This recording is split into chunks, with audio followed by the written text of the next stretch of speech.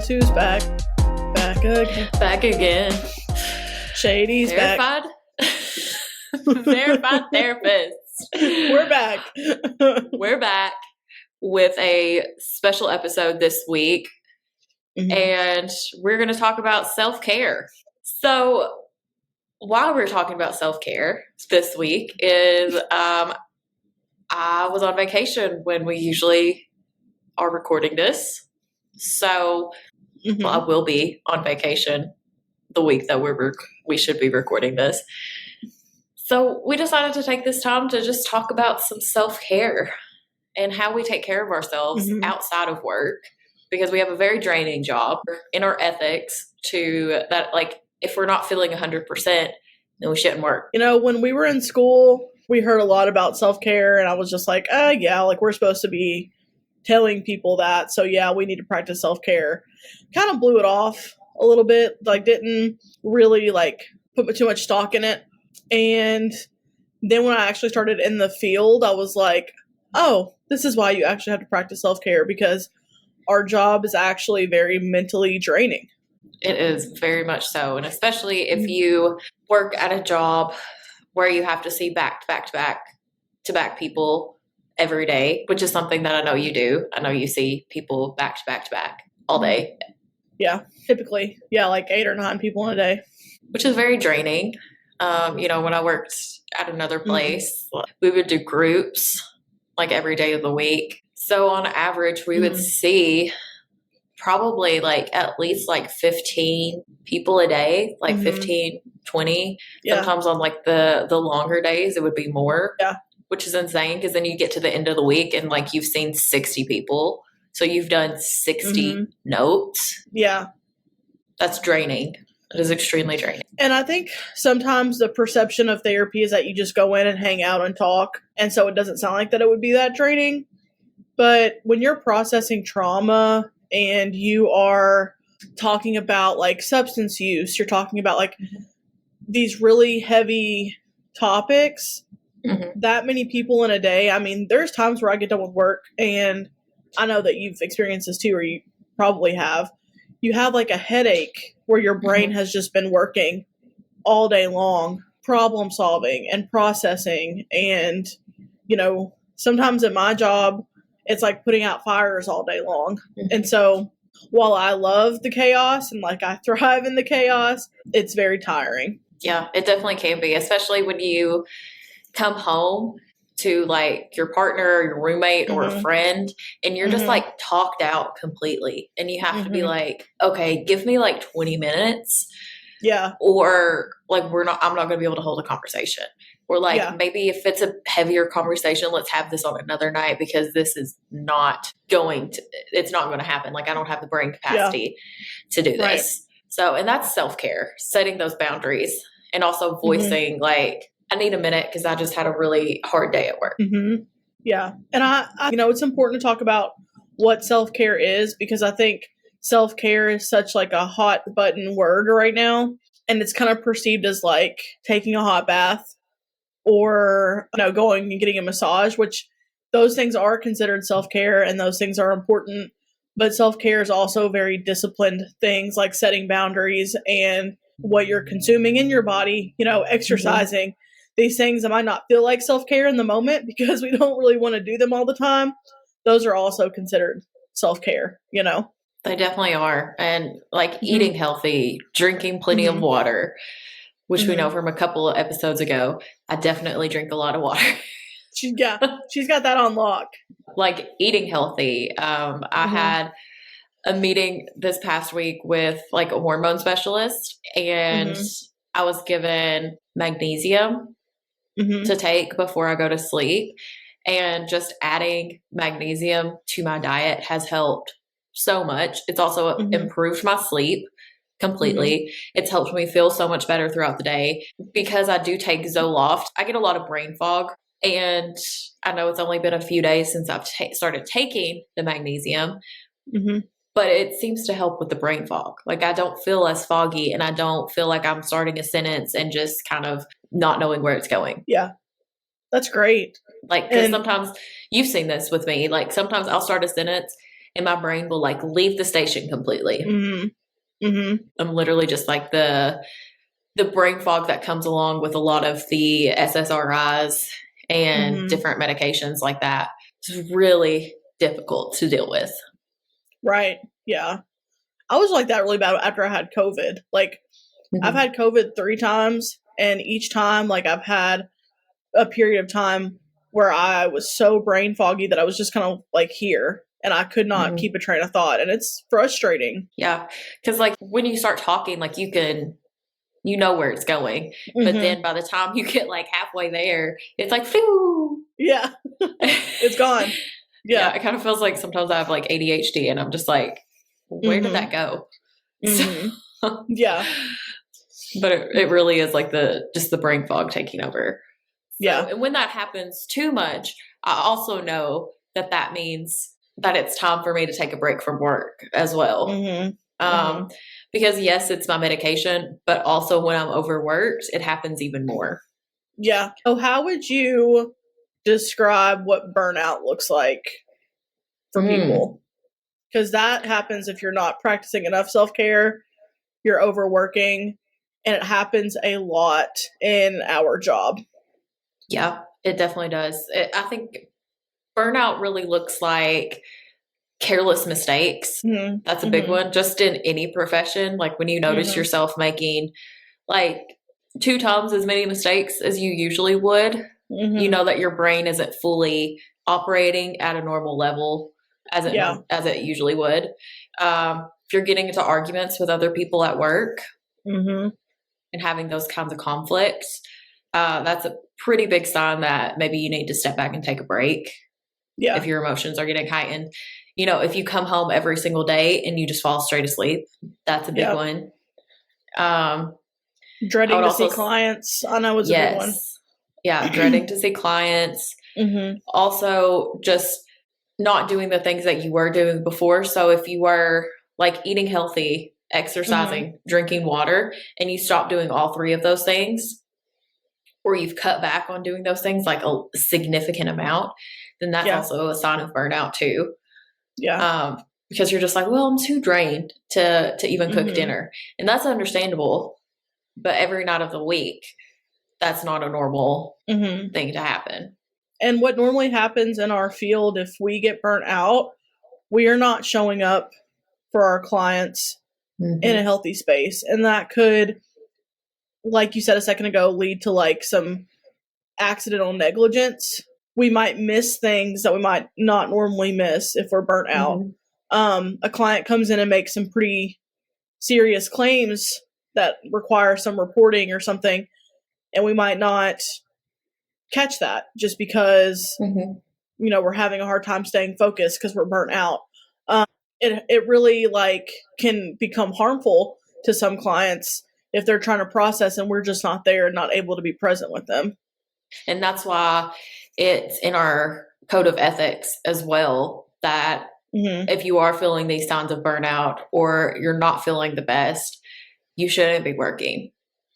Because our number one motto is do no harm. And you're not just harming yourself in that sense, you could be harming someone else. Yeah. And I think that that's very like, it's a difficult concept because in our society, we're kind of trained to work.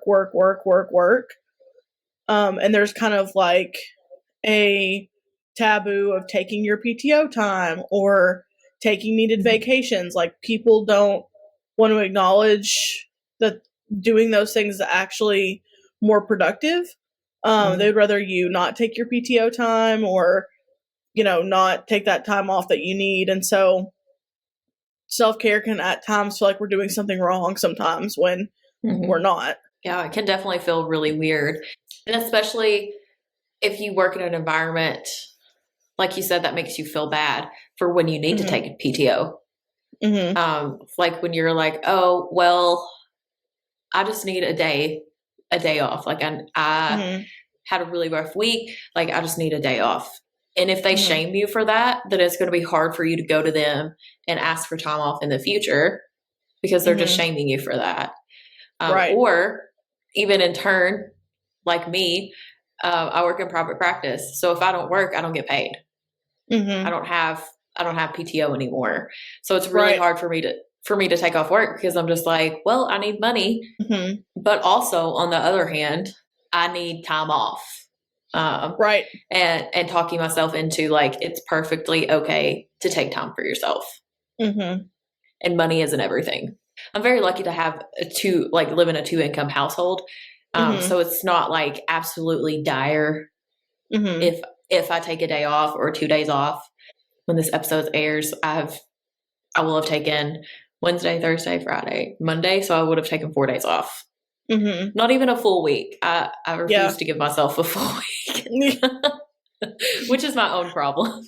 Yeah. Yeah. We're also both like workaholics. I need to work on this. So we're definitely not preaching because we don't do great at this all the time.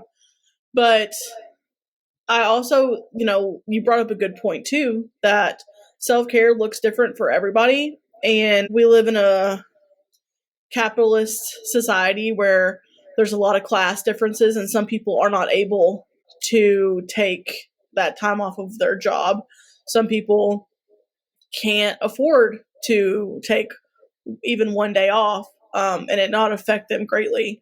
So just being mindful of like what self-care looks like for each person and how we can fit self-care in, even in, if it's not taking a day off, if it's, how can we get an hour of alone time at night and things like that. Even just like coming home and watching your favorite TV show or reading a book or walking your dog, or even if you just like do a quick like 30-minute workout routine, something. Yeah. Meal prepping for yourself. That's a big one too. That helps not only you not having to cook throughout the week, but it also, because it's just a quick grab and go. But I don't know, for some people, like it helps you eat healthier.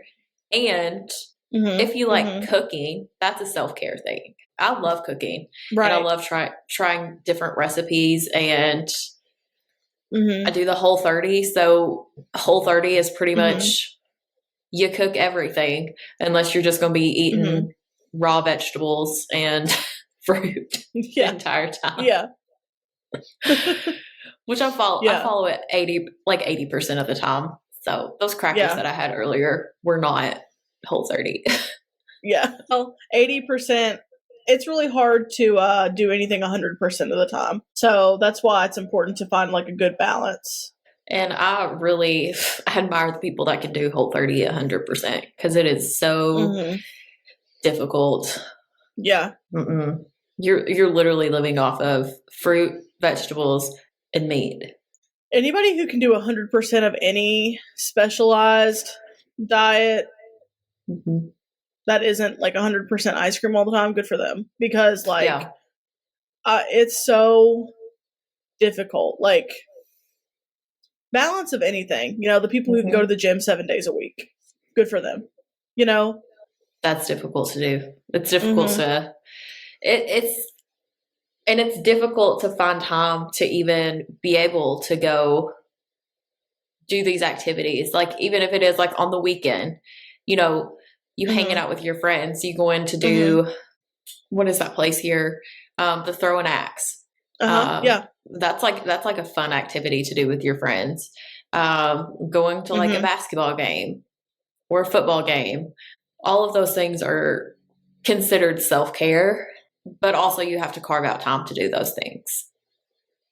And sometimes it feels like there's not enough hours in the day and there's not enough money in your bank account to do things. Yeah. I just want to be like doing self-care all the time, 24/7, and I just can't. Like I just want to go to Barnes and Noble and buy every single book that I see that I find interesting. But my bank account says no. You can't do that. Unfortunately, because Barnes and Noble will be expensive. And I mean, even like going to concerts, that's a big one that I know you and me like to do. Oh yeah, we do. We went to see Taylor Swift last year. I also saw the Jonas Brothers, Kelsey Mhm. Ballerini twice, and Shania Yeah. Twain. I went to a lot of concerts last year.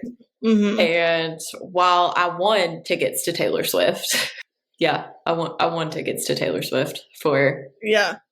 one night, I think it was. But Mhm. I think you won them for 2. so I won a radio show contest in like December, and I got Mhm. a t-shirt. And then I called in and won another radio show contest in April. And that was when I won the tickets to the Mhm. show originally. And then I had also done this online thing where I sent it to a bunch of people and got referrals and like submitted my entry every single day. And that's where I won the Yeah. sweet tickets. But the tickets that I won on the Mhm. radio show and the sweet tickets were in the same night. And then my friend, Gotcha. Yeah. she got a code after I won all Mhm. these tickets. She got Yeah. sent a code to buy tickets. So she bought tickets for Friday and Sunday night. And then we ended up selling the Sunday night tickets, which you went to the Mhm. Sunday night show and got rained on. I survived the Sunday night show. Made it through. And so, like, if I want to go to a concert this year, I'm going to have to win radio show contest. But that is my self-care, is like submitting my entries into a radio show contest to win. That's part of it. I hope you win tickets for the night that we're going to see Noah Khan. That would be cool. Oh, that would be so much fun. And Mhm. right now I'm in it for Olivia Rodrigo. Mhm. Ooh, I would love to see her. Yeah. So I have I think I have over 200 entries in this Oh my gosh. contest. So like Yeah. if I don't win, I'm gonna be so pissed. I'm gonna be like, who won it? Who won it? Who is it? Tell me. No, but the radio show that I always use and that have given me all the tickets and everything, they're like super cool people. And Yeah. I met them at the Taylor Swift concert. And because I was cool. in the suite with them, Yeah. I got to hang out with them the whole concert. They're like the coolest people ever.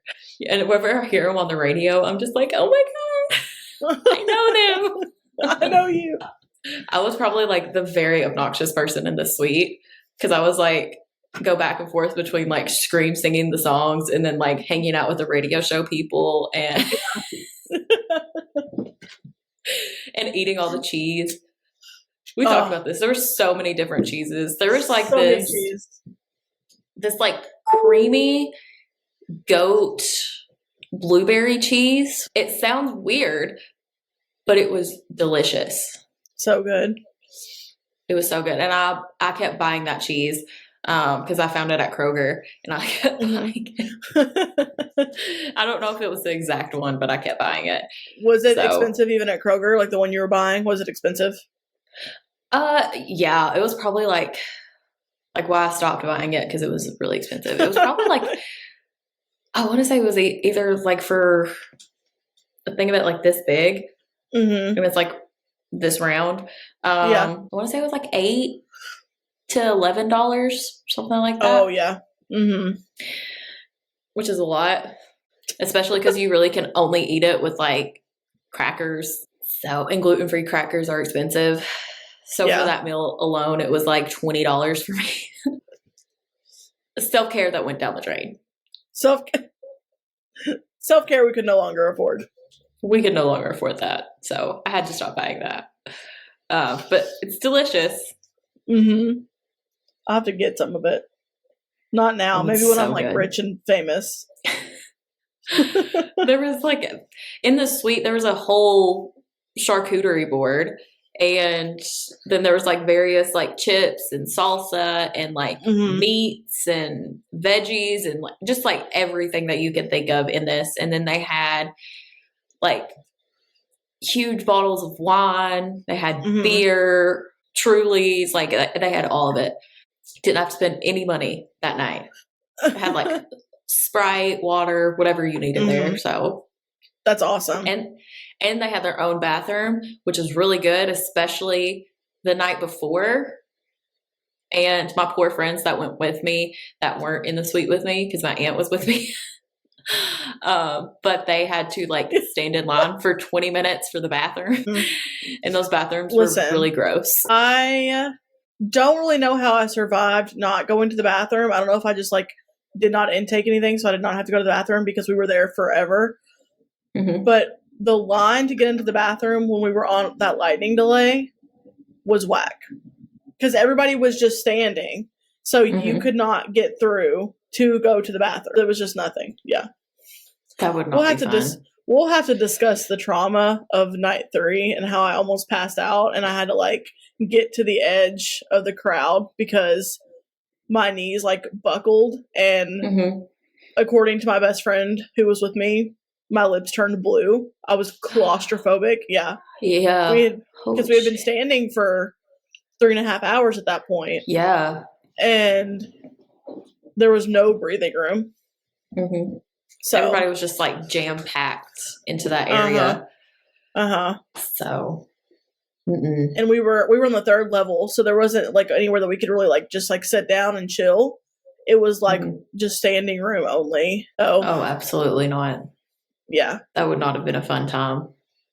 No. Eventually, when she came on, I was just like so ready to see the show. I was like, I fought for this. They like skipped the opening acts, right? And then just went straight into Taylor. Yeah. We didn't get any openers. It was sad. You missed out. I know. Who would it have been? Phoebe. Oh, you missed a good one. I was excited to see her. And was it Gail too? Yeah, because we had Gail Friday and then Gracie Abrams Saturday. Was it Gracie? I don't remember. I didn't get to see them. But Phoebe was phenomenal. But you still got to see Phoebe play Nothing New, right? No. Oh, yes. Yeah. But not opening, so it's fine. I'm over it, I guess.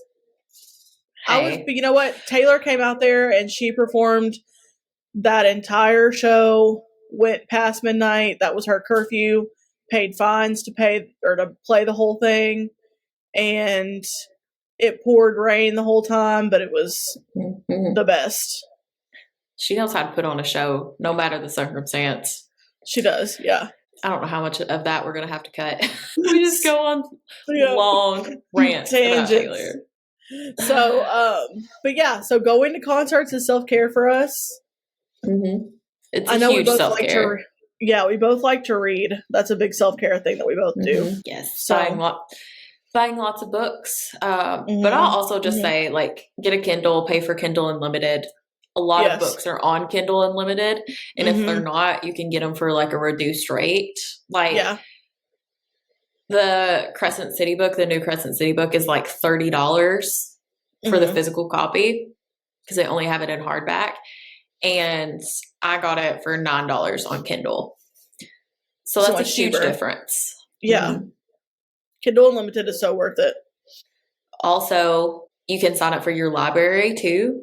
And there is an app, it's called Libby.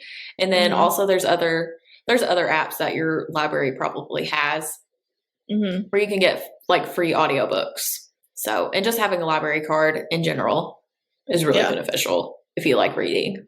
Yeah. We are avid readers on this podcast. I think I set my yearly goal to 20 and I'm at 13. So probably should have set it higher, but Hey, I'm not there yet. I read a book the other day that actually falls into what this podcast is. It's called The Burnout Generation, and it talks about millennials and how easy it is for millennials to just burn out because we were pushed to go to college, get a degree. It's okay to go in debt because you're going to pay it off because you're going to have a good enough job to pay it off. And that's not the reality because when all of us have gotten out of school, there's like this huge gap in whether we're going to get paid enough to even like put food on our table or pay rent. Right. Because even with like I talked about a couple weeks ago, like with my bachelor's degree, I was paid $27K in 2019. If I was living anywhere but with my parents, I would not have been able to afford rent or food. Right. Or a car. And mental health in general is so underpaid. And we work our butts off. And it's hard work. So, like, that sucks. We don't feel like that we're, like, compensated for what we're worth. Like, you go to school and you learn all of this stuff specifically for your degree. And then you get so defeated because you go out searching for a job that's going to pay enough. You can't find one. Yeah. But yeah, that book is really good. I suggest everyone go and read that. It's called The Burnout Generation. And if you wanted to listen to it on like Audible or any kind of audiobook, I think it's only like 2 hours to listen to the full thing. It's not that that's long not of a read. It's not that long of a read. But it goes into, it's a journalist and she interviews multiple people about their experience with burnout and just the job market in general and how different it is for millennials and going into Gen Z than it was for Gen X and the boomer generation. Yeah, it's tough. Yeah, because like 30 years ago, probably even longer than that, like 40, 50 years ago, you could go to college for like a fraction of the cost.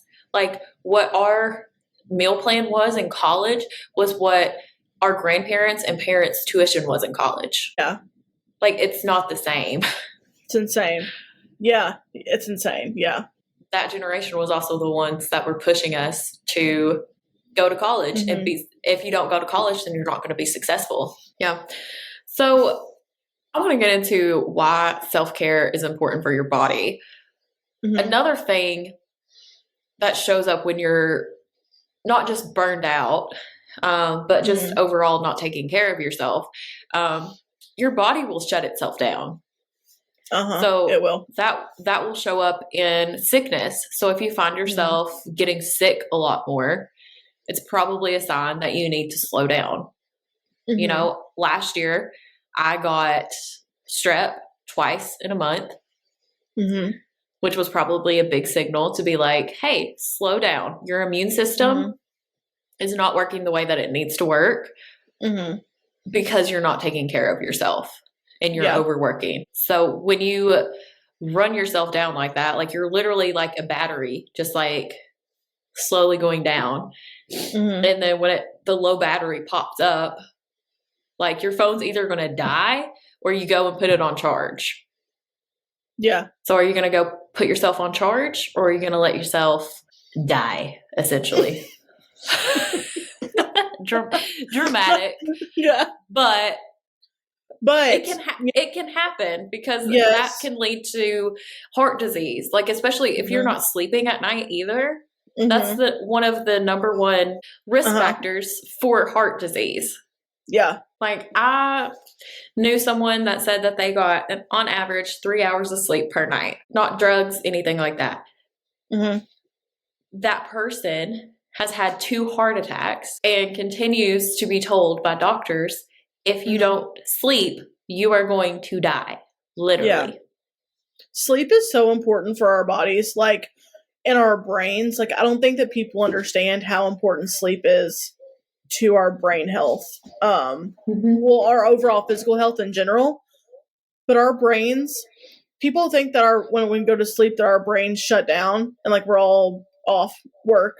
No, your brain is in overtime when you sleep because it's processing everything from the day, processing memories, like it's trying to store everything. So your brain needs that time to do that or you're going to not be able to focus. You're going to be irritable.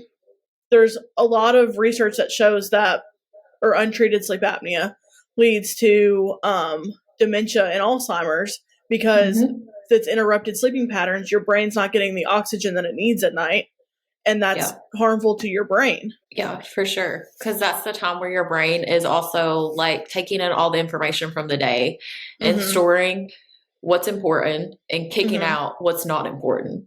Yeah. So like a fly buzzes in front of you during the day. Like that's not an important thing. And your brain's going to be like, okay, that's not important. But it needs that time to even figure out what's important and what's not important. Right. And that's how it does that, is when you're asleep. And then with certain, like, I know that I've shared on the podcast before about how I am diagnosed with bipolar disorder. It is so important for people with mood disorders specifically to get routine sleep. Because if you go too long without sleep, or if you're sleeping too much, that can cause an episode to happen. So like that's one of the first things when I started getting treated for my bipolar disorder with a psychiatrist was like, okay, you need to have like a good sleep routine. If you're not sleeping here, we're going to put you on some sleeping medicine to help you sleep, because you need to make sure that you're getting the sleep that you need. Yeah. Because another thing like lack of sleep can do is lead into psychosis as well. Yes. So you see people who have, like, for example, been using meth and are up for like days at a time. That can lead to psychosis because their brains are not shutting down. Right. When we say psychosis, we mean like detachment from reality, auditory or visual hallucinations, paranoia, that kind of psychosis. And just meth in general is hallucinogenic at times as well. And also, for those of you who don't know, meth can lead to long-term meth-induced psychosis. So don't do meth. Don't do meth, because even if you use for a period of time when you're in your 20s, like you said, it can lead to long-term psychosis, even if you stop using. Yep. Like it can take 6 months to a year for your brain to heal from that. And sometimes even longer, depending on how much you used and how long you used. It's a very dangerous drug.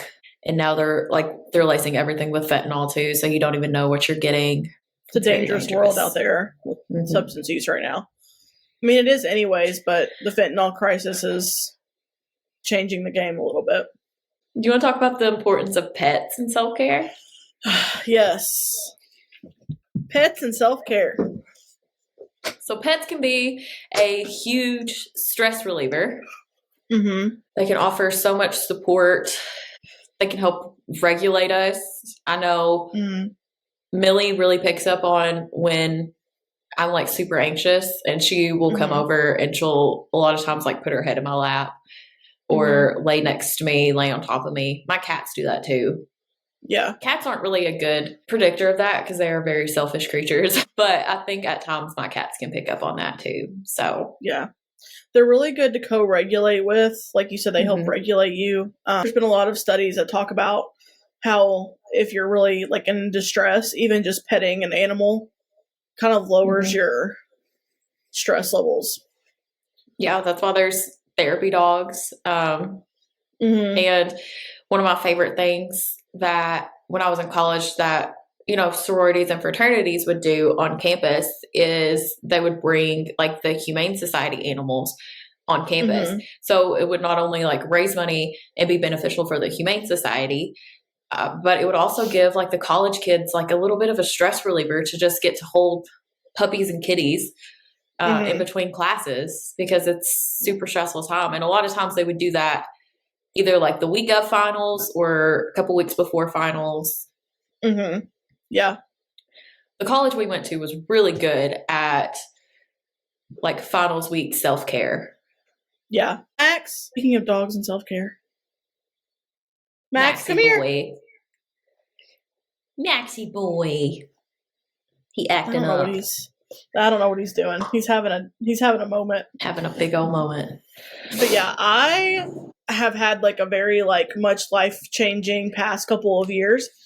And the like one constant in my life has been Max. And so he's a big source of my self-care and something that like helps me participate in self-care, because there have been a lot of times that like I wouldn't have gotten out of bed if I didn't like need to go and walk him, or like I'm maybe wouldn't have gotten out of bed if I didn't know that he needed to be taken care of. So just having like a dog or a cat that's like you're responsible for kind of helps you to get out of bed sometimes, you know? Yeah, and do the things that you need to do to take care of them, which in turn takes care of yourself. Yeah. So, because if you have to go outside and walk your dog, you're getting that vitamin D that you need. Yeah. Can't be holed up inside.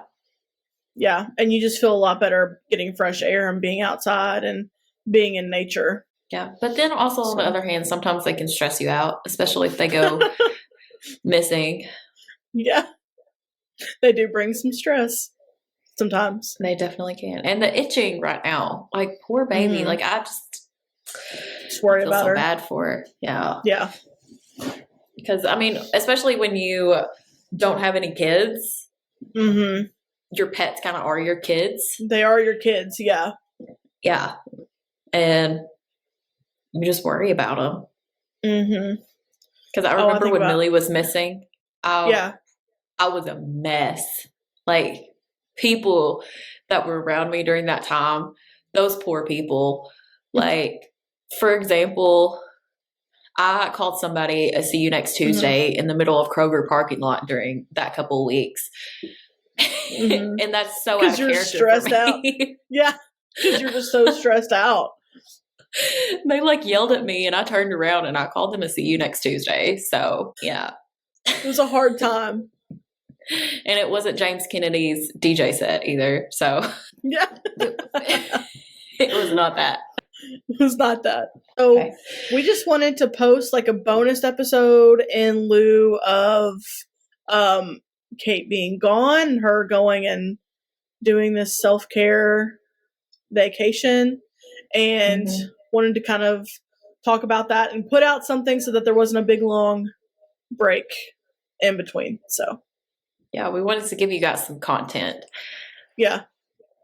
That's what we're here for. So yeah, so next week we'll be back to shit on Sheena some more, because I'm sure there's going to be some more things that Sheena has done to piss us off. Yeah. So regular scheduled Sheena programming next week. Exercised episode and our regular stuff next week. Yep. So we will see you guys next week. Have a good week. And remember to take care of yourself. Yes. Lots of self-care. Okay. Bye.